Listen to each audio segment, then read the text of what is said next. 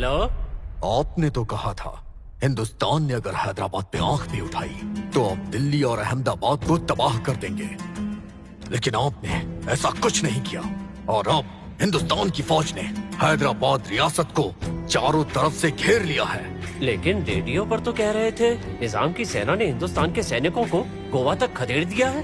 अरे वो तो अफवाह कायम करने के लिए हमने किया था, ताकि निजाम साहब कमजोर ना पड़े, आवाम भी डरी रहे और कोई बगावत ना हो। पर हमने तो आपकी अफवाह को सच मान लिया। तो अभी भी कोई देर नहीं हुई है वजीर आज़म, आप अपनी फौज भेजें दिल्ली और अहमदाबाद पर बमों की। अपना ठीकरा हमारे सिर पर मत फोड़िए लायक साहब, वैसे भी हमारे पास सिर्फ 2 ही जहाज हैं। अगर हमने इस मामले में आपका साथ दिया तो कश्मीर भी हमारे हाथ से निकल जाएगा। अगर आप चाहें तो आप और आपके निजाम अपनी तशरीफ पाकिस्तान ला सकते हैं, हम आपका पूरा ख्याल रखेंगे।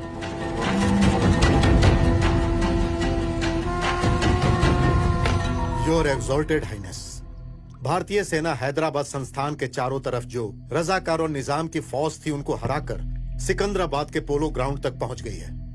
दिल्ली से पुलिस कार्रवाई शुरू होकर अब यह ऑपरेशन पोलो में बदल गई है। पानी सर से ऊपर उठ गया है हुजूर। We can't do anything anymore.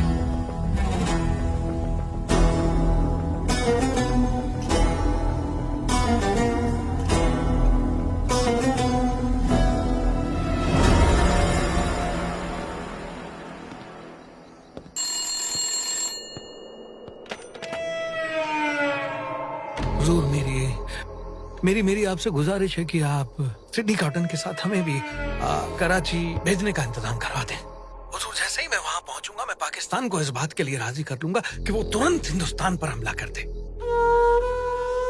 Hazur,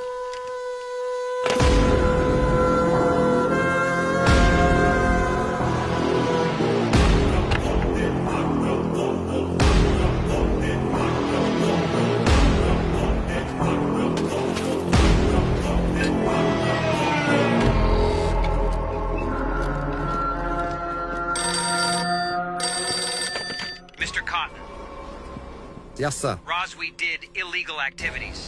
He created squirrels between Hyderabad and India. If we support such person, we don't have answer for United Nations. You don't take him anywhere, okay? Yes, sir.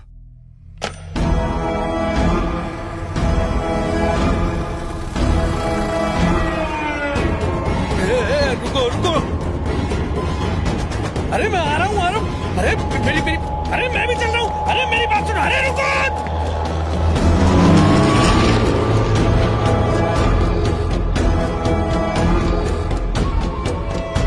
हमने इस्लाम के नाम पर जो इतने दिनों हुकूमत की, उसी को हथियार बनाकर इस्तेमाल करना होगा।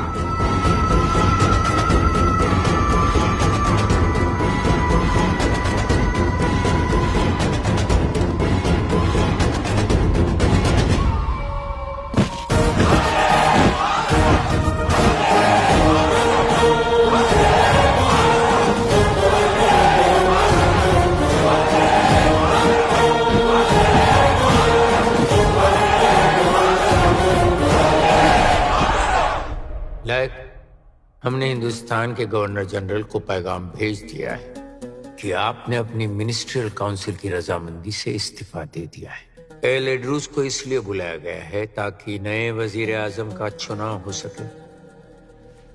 जिस दिन हिंदुस्तान के गवर्नर जनरल राजा जी ने हमें पैगाम भेजा, उस दिन इस्तीफा दे दिया होता तो आज हालात इतने खराब नहीं होते। एक और अहम बात, हमें हमारे सारे सीक्रेट दस्तावेजों और खतों को फौरन जला देना चाहिए, क्योंकि अब उसकी जरूरत नहीं।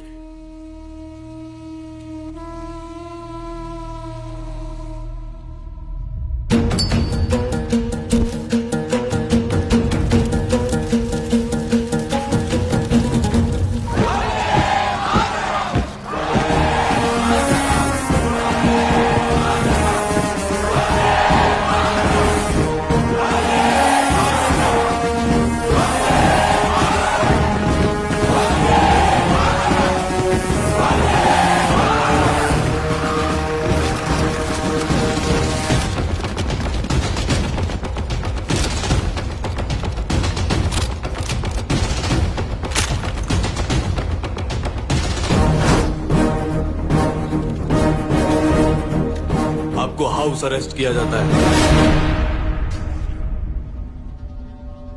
भाइयों, अभी हम ठीक से कायदे आजम जिन्ना साहब की मौत का मातम मना भी नहीं पाए थे, और उन्हें लगता है कि वो इस बात का फायदा उठाकर हमारे गले पर छुरी रख देंगे और हम चुप रहेंगे। उनका मंसूबा हिंदुस्तान को इकट्ठा करना नहीं है, बल्कि इस्लाम को मिटाना है। अगर आज भी हम खामोश खड़े रहे, अपने यकीन और अपने इस्लाम के लिए नहीं लड़े, तो कयामत के दिन क्या मुंह दिखाएंगे अपने गाजियों को जो अपने मजहब के लिए शहीद हो गए। हमें यलगार करना होगा जो रहती दुनिया तक सबको याद रहे। इस जुम्मे को इन काफिरों पर कहर बनकर ढाना है। अल्लाहू अकबर! अल्लाहू अकबर! अल्लाहू अकबर!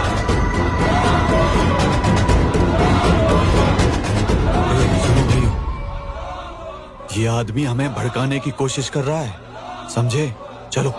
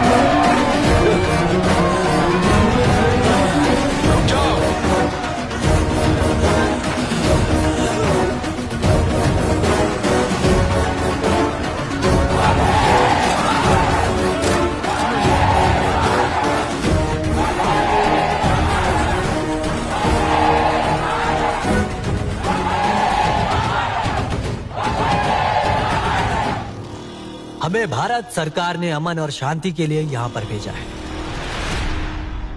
गिरफ्तार कर लो इसे।